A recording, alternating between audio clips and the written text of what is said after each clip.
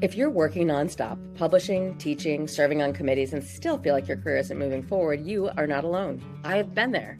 A scattered CV, constant exhaustion, and the sense that all the effort wasn't translating into recognition or progress. The problem wasn't effort, it was a lack of strategy and alignment. I'm Dr. Stacey Ishman. I work with academic physicians to help them focus their work, build careers with intention, and advance without sacrificing their lives outside of medicine. If you're ready to stop spinning your wheels and start moving forward with clarity, this is for you. Welcome back to the Academic Medicine Strategy Podcast. I am very excited today to have a guest who I've gotten to work with over the last year or two, and her name is Pamela Mudd. She is a physician at DC Children's, and she is going to tell us a little bit about herself before we jump in. Awesome. Thank you so much for having me. And yeah, it's definitely been 2 years, maybe even longer. And I have also been an avid listener of your podcast, which has been great for strategy and for working forward. I am proud to say that I am a newly promoted professor. And so that's a great academic achievement. I've been at Children's National for going on 13 years now after doing a 2-year fellowship in pediatric otolaryngology. And yeah, I specialize in voice and thyroid disorders and have also a kind of unique, I think, interest in the business of medicine and operational leadership. And so I've really leaned into that as well. Awesome. Thank you so much and congratulations. I'm so excited. This is the first I'm hearing you actually got the final promotion. So that's awesome. Yes, as of tomorrow, I'm in. This is really hot off the press. I love it. Yes. I want to ask a little bit. You just mentioned your research interests in voice and thyroid and laryngeal disease. And I would love to know which of these you think has become more of your through line, and how did you get clear on what actually mattered to you versus doing just whatever was easy or easily accessible? Yeah. When I came out of fellowship, I had in my mind, I really wanted to focus on communication disorders, helping children find their voice or their hearing, impact quality of life. And that was really my goal. And like many of us coming out of fellowship, I followed a job and was able to choose a job that had voice as my specialty. And so I really was able to expand that role in pediatric voice. And in doing so, also brought a novel at the time, intervention of laryngeal nerve reinnervation that I had learned in fellowship. And so I brought that into the program. And of course, in doing so, that really enhanced my want to do thyroids because I felt like I needed even more experience with recurrent laryngeal nerve and knowing where it was since reinnervations weren't so common. And so I expanded into the thyroid realm. And that was one of the things where I showed up to thyroid radiology conference and I leaned into the opportunities and I expanded that program. And I've really seen that program grow over the last 10 years. And then in addition, through the voice program, not only do I see a lot of vocal mobility issues, but also I see a lot of kind of unmet needs. And so I would say that over time, at first, maybe it was about access and growing my clinical career that really honed my research interest. And then over time, it became more of being attracted to problems without obvious solutions, maybe, and using that to build programs and collaborations. And out of that comes research. And I guess research as a way to expand that knowledge that we're gaining from clinical skills into the population at large and in ENT. So I would say my current through line is probably in vocal mobility disorders, but I'm also expanding my pediatric airway stuff with voice. And I've also really leaned into thyroid and gene profiling. So it's hard to say it's just one, but I think it all goes back to that initial kind of say of I followed my clinical skills and now translating that back to research and trying to find problems that need solutions. So two thoughts as you say all that. One is I love that what you did was try to put yourself out of business by moving into thyroid. So there's going to be less vocal fold mobility. So that's a lovely strategy. But the second is to think about when you talk, I know you do a lot of mentorship of your junior colleagues and faculty, you have fellows. And so one of the things I always talk about is to establish a niche for the first couple of years so people really understand what's the one reason I should put you on a panel or call you to collaborate on an article. What advice do you give to your junior faculty? Because you're far enough along in your career that you're like, I can do a couple of things and be known for a couple of things. But what do you tell people at the start? Yeah, I like to tell my story about the one of the things that has driven me in my life and in my career is to be build a legacy and to be good at something that not anybody else is interested in, or maybe not something else that or something else that not everybody would be naturally good at. And I'm not saying I'm so good at all of those things, but I definitely take interest in those things that are a little bit more on the rare side. And I find that has helped me in my career. And so usually when I'm telling people as they're going out into the world, I say find something that you really love. And that for me was something that was on the more rare side, pediatric voice and reinnervation, and that's something that not a whole lot of people feel very equipped to do. And so you can take something like that and really grow with it and develop it and make it something that people are interested in, or you can take something much more common and in your career with sleep medicine and other people's career with hearing loss and cochlear implants and some of the leading things like gene changes in pediatric hearing loss. And so I do think it's interesting to find that. And I would say when I started my career, I was much more willing to take anything on. I just wanted to be there. I wanted a seat at the table. I wanted to be seen just as a clinician.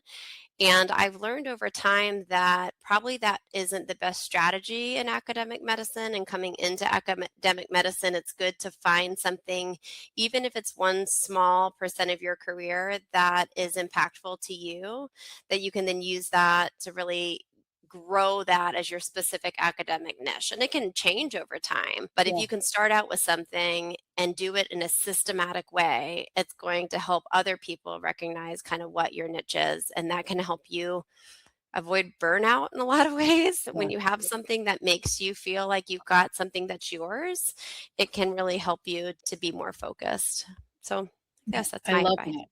Yeah, thank you. And I'll tell you, when I started doing sleep medicine, it seems run of the mill now, but there was only two people in the country who were sported in ENT and sleep medicine. So it Yeah. felt rare at the time, but now it sounds like it's pretty much as bread and butter as you can get in pediatric ENT. Now, I know I asked you this when we were off camera, but I would love for you to show us the books that are behind you. And what are those?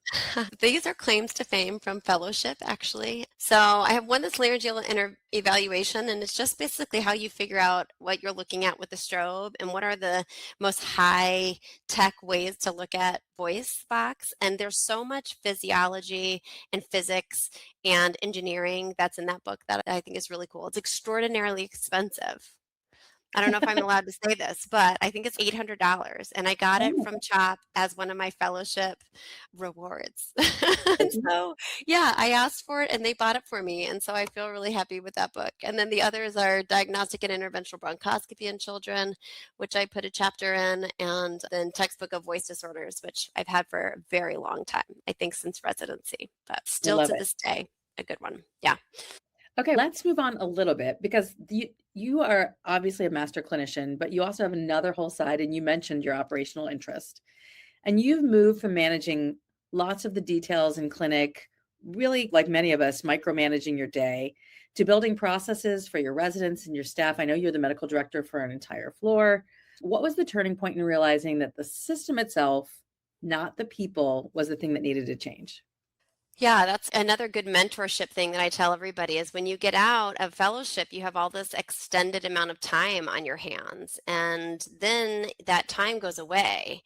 But during those first few years, especially for me, I would say that I was a terrible micromanager. And I focused a lot on how people should do specific tasks to fit what I needed. And over time, I learned that just doesn't work that well for people because when you go into a new system, those people know that system. And so they're really the people who should be teaching and educating you. And so leaning into a little bit about the why and how people do their job has helped. Even as simple as it was a hard thing to get intact PTH done quickly.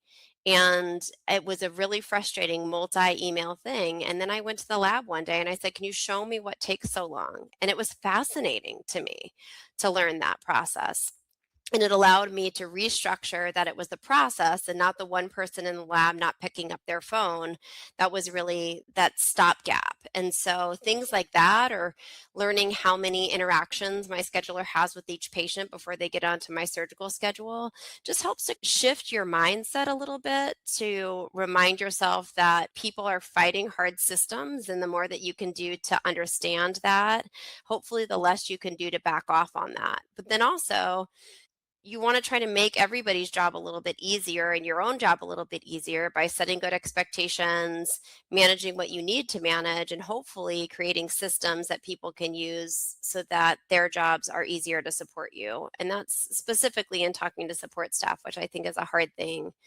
And that kind of continues along the same vein when you're talking about leadership, right? Because in leadership roles, you need to understand what the front desk person is doing, what the nursing's doing, and what their needs are, what their hurt points are, in order to effectively lead and to effectively listen. And so I think that is one of the things I certainly do to design systems, is learn the system that's in place, and then I can make suggestions about how they can improve.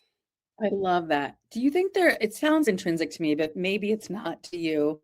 It sounds like there was a mindset shift in there from I need to make sure everybody's doing something the right way for me to I need to understand the system and the people in order to optimize it for all of us. Is that what it felt like to you? Or give me a better explanation if that doesn't sound right. Yeah, I think there is a mind shift that comes with maturity and in your career and kind of settling into your career, maybe. And I hope this is the right direction, but I think your first kind of 3 or 4 years, you're just in it and you're learning a lot about yourself and, can I do this?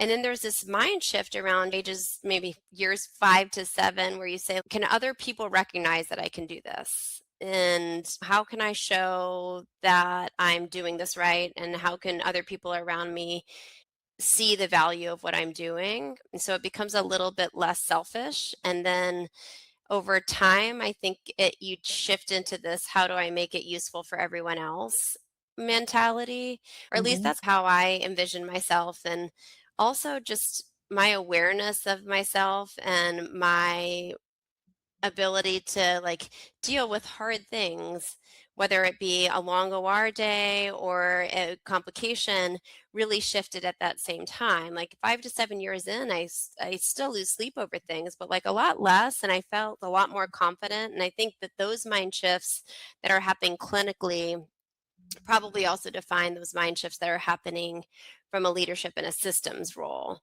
And I don't know if it's just maturity based on age. I think it's more maturity based on comfort, maybe allowing yourself to let go a little bit of things, or maybe one follows the other. Maybe that's the real answer, that once you let go of all that micromanaging, you're able to do your job a little bit more effectively. You have other people around you who respect you and support you, and everything actually just does get easier. But that's how Yeah. it felt. So, No, I think that's smart. I think you're seeing the chicken and the egg, and that they both help each other. yeah. One of the things I remember, I think the very first time I was supposed to meet with you, you were about 15 minutes late. And in 15 minutes, I think you took out somebody's parathyroids. I remember being like, oh my gosh, this woman is a complete badass. I was like, this is amazing. And you were like, yeah, whatever. And like just got on the phone and it was no big deal. But I just remember thinking, like, I love seeing someone whose clinical skills come so easily to them that they don't think of it as like superpower or genius. But I think a lot of people would look at that and be really impressed, just like I was. And I think a lot of us also take the things that are easy for granted. And so I know you've had a lot of great clinical skills and a lot of great research output, but was there a point at which you had to get strategic about how you made it visible and recognized? Like, how did that shift happen and why did it matter? Yeah, I think the most obvious answer in talking with you at this moment about that is that I had a kind of forced personal time where I had to take a break in my busy clinical career. And during that busy time in life, in my personal life, I was able to step back and focus my career in a very specific way where I really worked minimal. And during that time period, like I was able to focus on thyroid and I was able to focus on voice, but everything else was off the table. I didn't have to say yes to anything else or do anything else. And that kind of personal life pause happened, and I could kind of say, yeah, the thyroid and voice stay. But then there was this overwhelming time of coming back into going into my career again. And that's when I called you. And I can actually remember the first time we talked too. And I was like in the sterile core, in between cases, like running to do this stuff. And I was like, yeah, I just had a kid and I just had this family thing happen. And now I'm back to work, and what do I want to do? Do I want to stay in academics? Do I want to keep climbing the ladder? Do I want to not? And I was pretty overwhelmed at that time. And I think that all of those things together happening at the same time as having the opportunity to have a coach that gave me intentional time to just sit with an hour at a time and look at my career intentionally and ask those questions intentionally. That pause in life, followed by that resumption of career and having that time to reflect, was probably one of the key times where in my, I would say, mid-career, that I was able to really reflect on my changes and actually change what I was doing. And a lot of that was the comment you made to me that every yes is a no to something else. And I really looked at my calendar, and I had inherited my own calendar. It was all the things I said yes to. And I just hadn't given Mhm. anything up in 8 years or 9 years, however long it had been. And so I was able to put all of that together and really restructure my career that, even though, like you said, was feeling fairly easy, was really clinically exactly where I wanted to be. Academically, I was really doing a great job, feeling really strong. But that reorientation in my mid-career time was really a reflection of those things. And of course, not everybody has that time where you have a personal shift. But I think that was really important in my later career, my mid-career time period, in terms of finding that focus and changing that strategy. I think it's amazing because I also think so many people in that time of overwhelm don't know what to do with their energy. Are there other things you contemplated or you tried? What were you doing? I know I've had times where I've had big personal upheaval, career changes, deciding to become a coach, deciding to become a CMO, decide there's big points in our lives where we make these shifts. And I found coaching to be really useful because it helps you reflect on yourself. And I think one of the things I think is that academic medicine doesn't teach us to value ourselves. We spend a lot of time focusing on patients or trainees or junior colleagues, that there's always somebody else to worry about instead of yourself.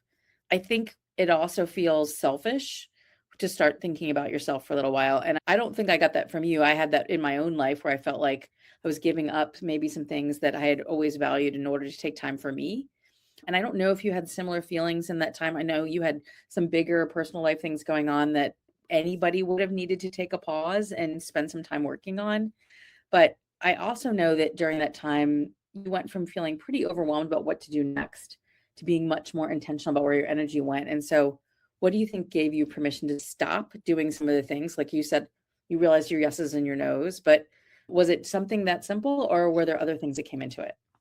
Yeah, I think a lot to unpack there, but I think from to get to that specific question of what allowed me to kind of shift my career in the end, part of it probably had to do with making the decision to go up for promotion. Because in the decision to go up for promotion, whether that was for associate or for professor, you have to put together your kind of life story and your life picture of what's going on clinically. And it gives you this time to really reflect on what you've done. And that visibility is pretty empowering. And it's not so much self promotion that you're going for, even though it really sounds that way when you're putting together a promotion packet, or if you're thinking about your elevator speech for when the CEO comes on. There's things that do feel like self promotion. But when you really look at it and you really appreciate the visibility of what you've done, who you're getting letters from, who you're asking for letters from, who's supporting you in that, like it's actually pretty empowering to say, like, my career is really worthwhile and that I've put a lot into it. And I think that's true for every time you get a promotion, but the promotion doesn't stop at when you put the promotion packet in. There's still growth that you need to continue, and that's part of being in academic medicine. And so being in academic medicine, and is such a special thing, right? And pediatric ENT specifically, a lot of people think we're going into it for the complexity, but there's so much more to academic medicine. And I think doing things like that, like doing big career promotion packets, things like that, where you really are looking back at your career, it can certainly make that a change. But backing up from that, I would say, in terms of just on a day to day basis, some of the things also that I felt are helpful in terms of being able to focus your career, find your time. For me, I part of one of my life changes was becoming a parent. And so what I knew I wanted was to not be working from home when my kid was awake, and even after that, to spend time with my spouse when my kid was asleep. And so I needed that space. And so some of the ways I was able to find that space was one, looking at my calendar. I think one of the things you and I did together was put everything that I was doing down. And then as I was writing them, I was able to say, I love this. And then you asked me to justify it. What do you love about it? And then there was things that I was like, I really don't want to do it. And then you said, why are you doing it? And one of the things that I felt was always going to be there was this guilt of telling somebody I'm not interested in that anymore, as if they were going to take it as a personal reflection. But that really did feel like how it was going to go. But once I started the process of letting things go, if it needed to have a backup person, it felt pretty good to give that to another person who was interested, empowering somebody else to take over. And if Yeah. it didn't really need that, to say no, I found some people were like relieved to not have that on their plate either. And so it ended up being a lot less guilt and a lot more understanding. And so some of that guilt and kind of responsibility that we take on early in our career that sticks with us, it's just not necessary, because as we evolve, our calendar should evolve and our to-do list should evolve. And so I found that was another thing that changed. I love that. That is one of the most powerful things is when we realize we take on all this guilt about things that other people don't even necessarily care if we're doing. I love when you said you found somebody who's relieved that you could give it up. And the Yeah, sponsorship yeah, feels really good, right? When you're like, I could give this to somebody who really wants to do it when I don't really want to do it. And yeah. the energy that comes in a room when you do really want to do something, totally different. Totally different. And sometimes when you think about giving something out up and you say, I don't want to give it up, then you can be more energized and be like, no, you know what? I really like this. I'm leaning into that. And then Yeah. to find Yeah. something else to get rid of. But yeah, Yeah. It's like recommitting to the thing that's already on your schedule, but now there's an excitement about it, that's right. which you did in a beautiful way. And you did a lot of cutting, honestly. I did a You lot of did a cutting. really good job of going through the list and figuring it out. And I love the fact too that I think I heard you passing that along to others too, as you thought about what you could do, but also who you could give it to, who would really value it. Yeah. Now, I also would love, it's not one of the things we had talked about ahead of time, but are there any other time hacks that you found really useful? Are there other things that helped give you back some time other than the sort of a calendar time audit? Yeah, during our coaching sessions, I just was like, oh, I just wish I could be as organized as you would be. And you gave me all of these things and all of these ideas, and I loved all of them, and I would do them here and there. But I would say it's just not the way my mind space works. I just like to have everything in a big cluttery mess and just know in my mind where those priorities are going to be. And I would still say that I do that, but I do feel like my time is a little bit more intentional. Let's see, I've used ChatGPT or other AI sources a lot more. I think that's all of us have leaned into that a bit. So Mhm. that has been helpful. One of the things I found has really changed is that I have given myself time to be less reactive and more intentional with my communication. And this is a pretty good time hack in that I used to get myself going and replying to this email and kind of think about what I was going to say or find a problem and really put together a whole processing plan behind it. And then I just table that email, let it sit. Sometimes I'll throw it into an AI source and see what kind of feedback or thoughts that they have. And then I just give it time, because there's something that you and I had talked about. Am I the right person? Is it the right time to deliver this feedback or to change this process? And so some of that has been, I don't know if it's necessarily a time hack, but it's definitely a growth strategy in terms of just taking a little bit more time to be less reactive and be more intentional with feedback. And that saves you a lot of headspace and a lot of worry, but also helps people that when you're able to actually go bring that information to them or do that change, it seems a lot more timely and directed. And that's been helpful. No, I love that. That's what I say to people is, does it need to be said? Does it need to be said by you? Does it need to be said by you right now?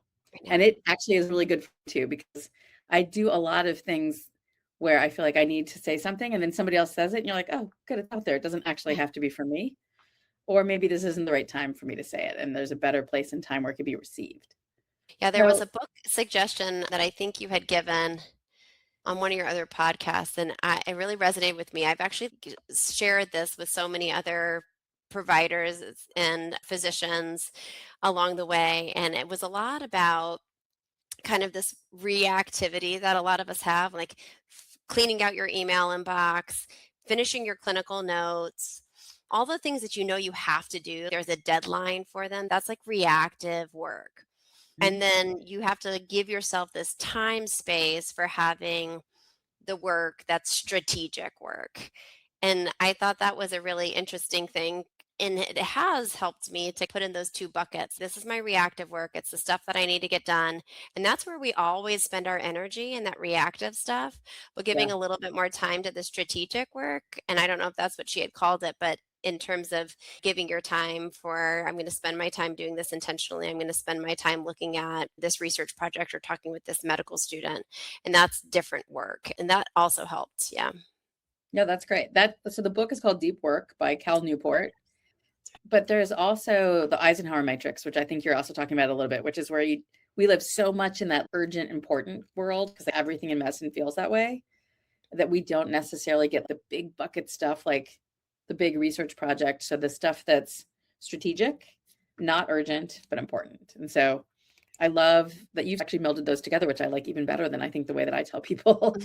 I have one more question for you, and it was really that when you shifted how you led, whether it was through better delegation or focused research or intentional leadership, like you just talked about, did that ripple into how your team operates? How did that show up? You talked about your administrative staff and really learning from them. Like, how did you see it work at all those levels? Yeah. Yeah, I think one of the things that we talked about, and I still say out loud, but I've shifted, is that I've decided I really like passive leadership. And it's one of these things of knowing all of the things on the back end and then just being able to help people on the back and that had these concerns. So one of the things that you and I talked about in the past was that I loved passive leadership. And what that meant to me was that I had access to a lot of information. I sat on a lot of committees. I did a lot of things with operational leadership, and I kind of knew a lot of that back end stuff. And then when people would come to me, I'd be able to give them advice because of what I knew. And I thought this was considered passive leadership. But I really feel like eventually I actually learned it's like mentor first leadership. So it's more that I'm wanting to help people and I want them to seek me out as a mentor. I want to find mentees. And in that mentor first leadership helps me to lead by not only example, but also by giving these types of things that not every physician has time for, or not every physician is interested in, such as operational leadership or RVU metrics or how to optimize billing. We're not all designed that way, but because that's something that I like I speak administration, but I can also speak clinical, that it's allowed me to kind of use that mentor first leadership to help people to solve problems. I don't know if that's going in the right direction, but I feel like that mentor first leadership style, rather than calling it passive leadership style, is really an active leadership style, but is based on mentoring and using knowledge that I have, not expecting everybody else to have that same knowledge, and then helping that to solve problems.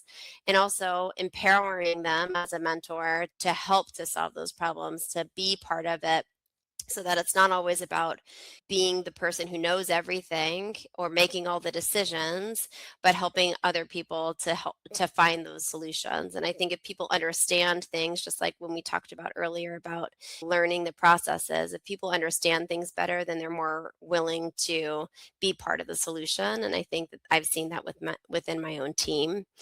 And I still get a lot of value from people in my team coming up to me and asking me questions about things that they don't know, or starting a conversation with pure frustration, and then me leaning into an answer based on knowledge that they didn't already have, and empowering them to then refocus or reshift their viewpoint of things. And I would say that's been pretty interesting way to see my style kind of go down to other people.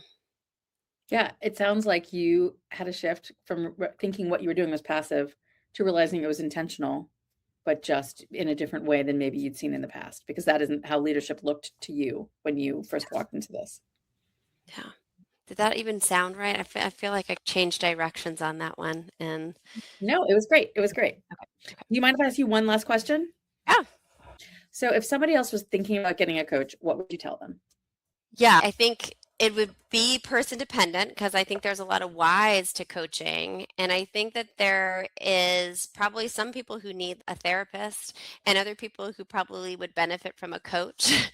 Because I've actually had a lot of these conversations recently in terms of there are certain people that are going through things that I think coaching is really helpful for. So transitions is a big one. Starting off your career, I actually think people would hugely benefit from career coaching at the very beginning of their career. And I try to take some of that away and even give that to people that I'm mentoring. Some of the things that I learned in coaching, like start now, don't start when you're 8 years or 10 years in. Try to find that intention early. For me, coaching was helpful because it was transitional, and that would probably be our first year, but I would say I extended our coaching because it changed into helping with the promotion packet and moving my career in a different direction than maybe I had thought I was going to start off with when we first started talking. And so I found it helpful both in decision making, kind of career planning, but also in that transition of highlighting my career path and going up for promotion. And it was really helpful during that time just to help with that visibility and getting things kind of clean. I was talking to somebody not very long ago whose coach gave her an analogy that I really liked. And she talked about it in respect to learning how to ride a bicycle. So what she said was a therapist is going to help you figure out why you can't get on the bike, what happened in the past, what's affecting you now, but not necessarily what's moving forward. And a mentor is going to tell you how they learned how to ride a bike. So it's really much more advice and telling you about their experience. But a coach is going to stand there and hold the handlebars while you figure out how to ride the bike. And I liked that analogy because I think that coaching is about having a goal and us helping people get to the goal. And sometimes the goal is, I don't know what I want, and I need to figure that out. And that's a perfectly reasonable goal. And sometimes the goal is, I want to become a full professor or a division chief or a chair, or I want to be the best person at leading my system in my CMO role. And those are easier, right? To hang your hat on. That's what I want. But I'll tell you, no matter who I talk to about career coaching, 100% of the people I talk to, we end up talking about some of the things that affect your life, because I don't think you can have a great career unless you make sure that your life is good too. And starting there and helping you feel like you have a basis is a really important starting point. So I love the fact that you're helping people look at therapy. And I think lots of people need both therapy and a coach, to be completely Yeah, honest. I have that's right. needed both at certain points in my life, and I have different coaches for different things. And that's the other thing I don't think people always recognize, is that they can help you do lots of stuff. I have 2 business coaches. I have somebody who helps me just really work on work things. I have somebody who's been there ahead of me in terms of career things. And I do think also there's some kind of fit there, just like there is when you're trying to find a therapist, because that also seems to take a fit in my world. Yeah. Yeah. And same for me. And I would say one thing that was and is helpful from a coach is that we do have intrinsic mentors. We have people that are on our faculty with us. We have a lot of people that support us, ideally, especially in an academic situation. But having somebody that's outside of your normal system that can help you to navigate your career, your transitions, and other things like this is so helpful, because any of those worries about what that person may think of you, or wanting to protect something that you think that mentor has an interest in, goes off the table when you have a coach outside your system who can really have a unbiased, objective way of looking at these questions. And I found that to be true in our sessions a lot, where something that was really pressing me, even though I have mentors and I have faculty members and a chief who I really respect, that it was nice to have somebody who had been through it and even seen it in different ways to then give me the ability to find that direction. And that was helpful. And sometimes it did seem like a therapy visit, a lot of good times where it was like, slow down and just wonder what was good this week. And finding that what was good that week sometimes could be really hard. But in general, I think that was the thing I found the most valuable, is having somebody that was really experienced, that I felt like, you know my language, you know what I'm doing, you've been here, and I feel like I'm following behind you, but also you worked with me as a colleague. So it was great. Yeah, it's really great. Thank you so much for joining me this week. I will tell you that comment you just made about having a hard time finding wins. I found a lot of really incredibly smart, intelligent, ambitious, fantastic people have a hard time slowing down and finding wins. And we can drop this last part if you want, but you are absolutely one of the stories I tell people without telling your name, because I tell people about this coaching session I had where somebody couldn't think of any good win that she'd had this week, nothing. And halfway through the coaching session, she told me she got married this weekend. And I thought that was the most amazing thing, because it was just, I realized it was not the first time you'd gotten married to the same person, because you guys had a formal and informal versions of this, but it was absolutely my favorite story where you're like, couldn't think of a single win, but and I got married this weekend. I love that. You know what it's a reflection of? It's a reflection of that we get so focused on each part of our life that we forget that we're the sum of all of those parts. I don't think I could have said it better. So with that, I would like to thank you so much for joining me. I hope this was useful for people who are listening out there. If there's anything we can do to help you, please get in touch with us at amedsg.com or Academic Medicine Strategy Group. We would love to work with you. So thank you. Awesome. Thank you. Have a good evening.